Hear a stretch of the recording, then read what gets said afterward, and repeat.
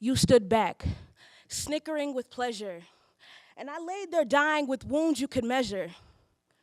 How does it feel to know you were wrong? How could you keep so quiet for so long? You were my only hope and the key to my justice, but now instead I am left with just this, a ticket to eternal silence and pain, and you were only left with the faint blood stain, but you can never wash away what you saw. That night when you ran in fright, I remember it all, and you watched in the shadows, and I watched you creep near, and I wonder, how was it that you ignored me when I cried out to you in fear?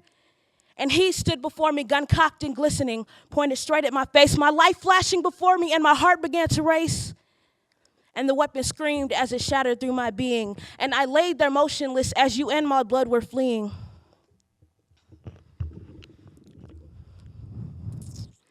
Can you just imagine how it must feel to dream that you are dying only to realize that it's real, or how it must feel to know that your last words were never spoken, or what is laid to be laid at rest, never to be awoken? From the afterlife, here I stand, here I am crying out to you. Was my young life not precious enough? Not precious enough for you? But I guess the truth is I never really died. And if anything was deceased, it was my purity inside. It was death, not physically, more like mentally. And there's no forgiveness for being a witness as he raped the innocence of a young princess, and you let him.